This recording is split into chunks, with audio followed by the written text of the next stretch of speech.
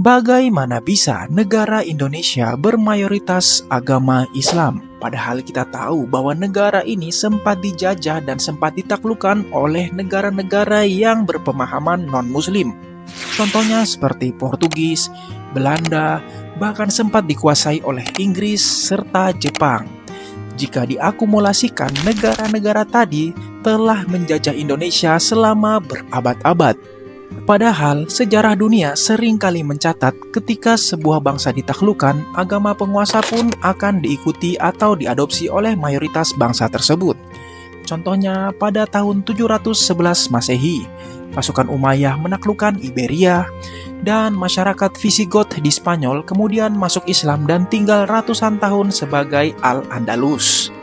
Kemudian juga, pada tahun 1453, Konstantinopel jatuh ke Ottoman di bawah Sultan Mehmed II.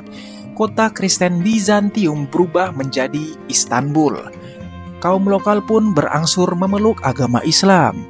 Kemudian yang cukup dekat dengan masa kita sekarang yaitu pada abad ke-16, di mana Spanyol menaklukkan Aztec pada tahun 1519 sampai 1521 dan Inca pada tahun 1532.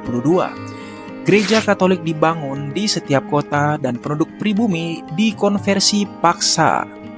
Lalu, bagaimana dengan Indonesia yang pernah dijajah Portugis, Belanda, Inggris, bahkan Jepang justru menjadi negara dengan penduduk Muslim terbesar di dunia? Pada video kali ini kita akan membahas dengan lebih dalam, jadi simak sampai akhir video ini. Sebelum rombongan pedagang Muslim berlayar, Nusantara adalah pusat peradaban Hindu dan Buddha. Sriwijaya di Sumatera, Mataram kuno di Jawa, dan Majapahit yang megah. Candi Borobudur dan Prambanan jadi saksi kejayaan masa itu. Namun, sejak akhir abad ke-13, layar-layar dari Gujarat dan Jazirah Arab mulai datang dan menjumpai pelabuhan Samudra Pasai dan Perlak.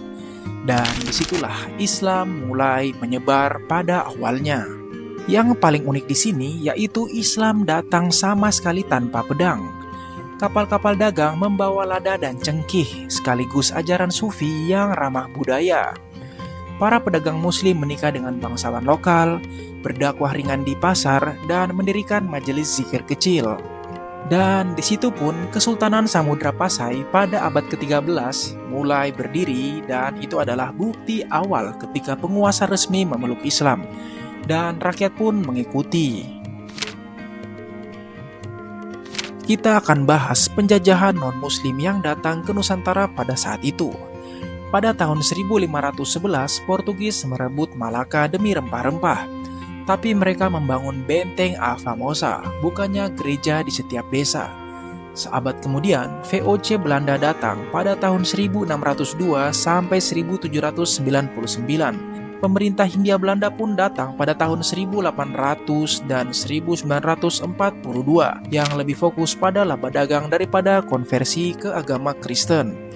Inggris sempat menduduki Jawa pada tahun 1811 sampai 1816 dan juga kependudukan ini tanpa gerakan misionaris masif. Karena penjajah Eropa tidak menjadikan agama sebagai senjata utama mereka dan tujuan mereka yaitu hanya mengambil kekayaan alam, akhirnya Islam pun sudah berakar dan tetap kuat dan tumbuh di hati masyarakat Nusantara pada masa itu. Dan bukti-buktinya adalah pesantren dan kiai menjadi pusat pendidikan dan perlawanan budaya. Jaringan dagang internasional memelihara koneksi dengan Timur Tengah. Kemudian Muhammadiyah berdiri pada tahun 1912 dan Nahdlatul Ulama atau NU berdiri pada 1926. Kedua organisasi ini memperkuat gerakan Islam modern dan sosial.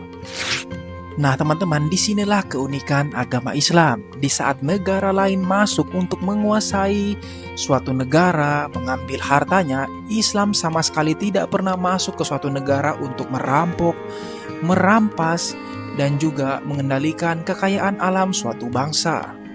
Masuknya Islam di Indonesia, yaitu salah satu negara Muslim terbesar saat ini, tidak diraih lewat pedang, melainkan lewat perdagangan damai, akulturasi budaya, dan dakwah ulama.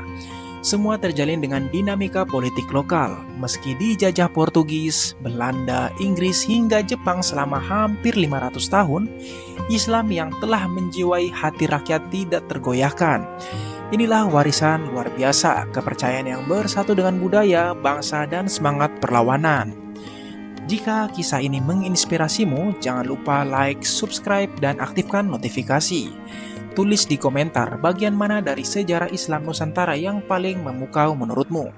Sampai jumpa di video selanjutnya.